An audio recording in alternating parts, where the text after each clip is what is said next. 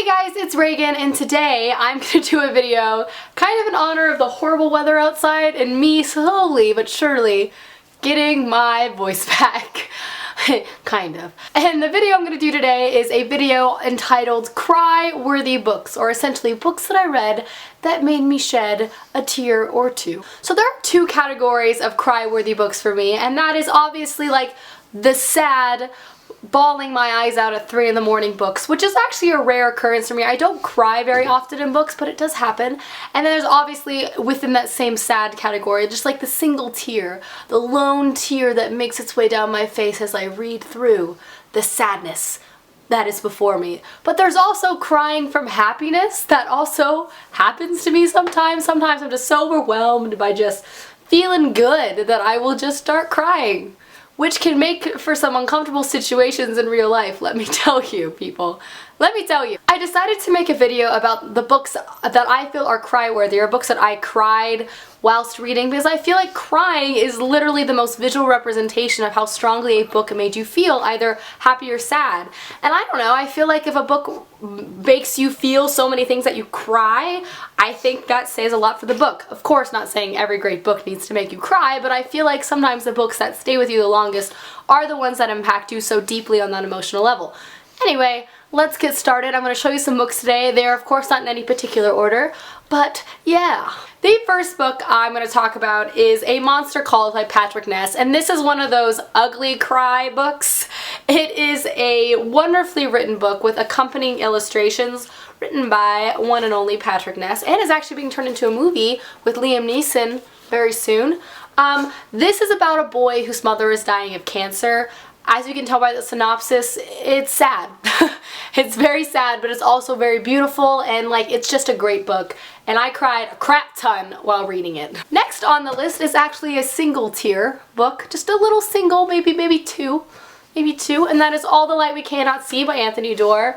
This novel was just so beautiful, and there are just some moments, because it's a World War II historical fiction novel, of just unfortunate things happening, but the thing is how it was handled was just so well done that of course it just struck me so much that yes, I single teared while reading this book. I absolutely love this book, as many of you know. Next book on the list, I want to preface by saying I read this in school. I was in school reading this book and was crying quietly in a corner and during lunch. Matilda. So yeah, that book is Clockwork Princess by Cassandra Clare.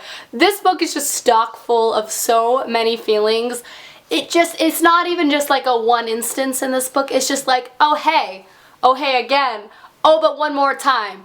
And let's bring it on home with more emotions, people. And I'm just like, Cassandra Clare, why do you do this to my heart? But this book, by far, has been my favorite book Cassandra Clare has ever written. It's because it emotionally impacted me so much. I felt so connected to these characters and so attached to their lives that I cried a lot. So there you go. Next on the list is The Storied Life of A.J. Fickery. Now this book has the unique standing of making me cry from both happiness and sadness, and happiness again, because you know, that's a thing. And this is just a wonderful book about a man's life who runs a bookstore, and kind of how he kind of rediscovers his happiness and love and life by choosing to surround himself with people again. It's just a really, really great story about a man's redemption, and it just struck so many chords with me, and I loved it, and I cried. Next on the list is a book that made me happy cry, and that is Aristotle and Dante Discover the Secrets of the Universe by Benjamin O'Leary Saenz. This book is just gosh darn it beautiful. Just hashtag beautiful, and hashtag everyone should read this book and probably cry too. Beautiful. This is a self-discovery novel following two boys, Aristotle and Dante, who live in El Paso, Texas. It's about their friendship. It is also has a very strong family element, which I absolutely love to read. I love reading family elements that are positive, and just seeing kind of people with all their own issues, but you know, still relying and caring about their family and not like shutting their family out, and like wanting to, you know, love their family and not like hate them like teen angst. Like, I just really appreciate a story following teenagers who have a loving and supporting family, and I just really enjoy that element of this book, and I love this book, and I cried happy tears. Yep. Next is an obvious one that many of you will probably relate to, and that is Mockingjay by Suzanne Collins. I only did single tears, maybe a couple single tears.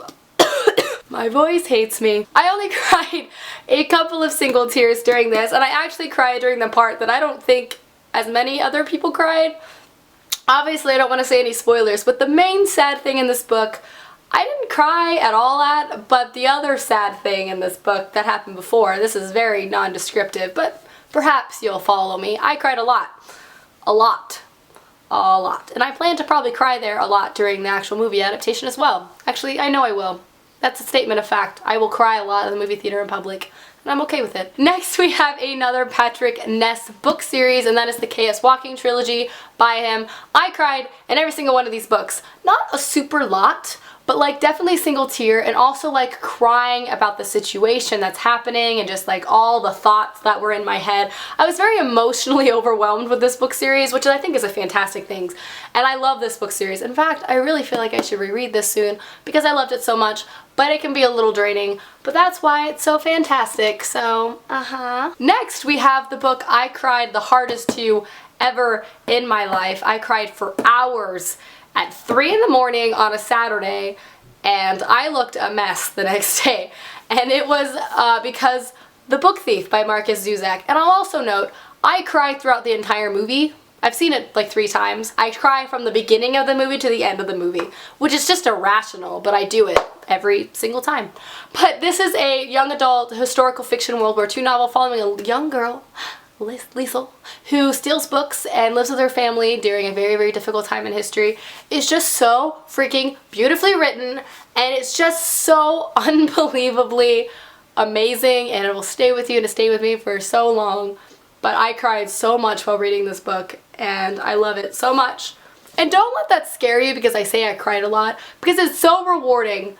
And just because something is sad does not mean it's necessarily bad. Sadness can be good sometimes. It can allow you to reflect. It can allow you to reflect on your own life and history and understand that things can be unfortunate and sad, but because we are humans, we are resilient and we move on. And the next book I'm going to talk about is also by Marcus Zuzak, and that is I Am the Messenger. This is a totally different tone of book from The Book Thief. This is a contemporary novel following a young boy who starts receiving like mysterious playing cards in the mail that kind of give him instructions that he has to do. I had like a single tear during this. It's a really satisfying book, and I think that's actually why I ended up crying. It does have moments of some sadness, but I think I cried more from the satisfaction than the actual sad parts. So, Lastly, we have the Harry Potter series by J.K. Rowling. I'm saying the whole thing because sometimes I cry from nostalgia, sometimes I cry from true sadness, i.e. from here to here to here, also sometimes here. It just depends on my mood, but definitely from this onward I'm crying a lot. But sometimes in the first 3 I just cry because I'm just so happy that I'm reading Harry Potter. But, you know, Harry Potter. Alrighty guys, so those are the books that I deemed to be cry-worthy for myself, all the books that I cried during and whilst reading them. Let me know down below some of the books that you cried the hardest whilst reading. I would love to know, and I will see you guys soon with another video soon. Goodbye!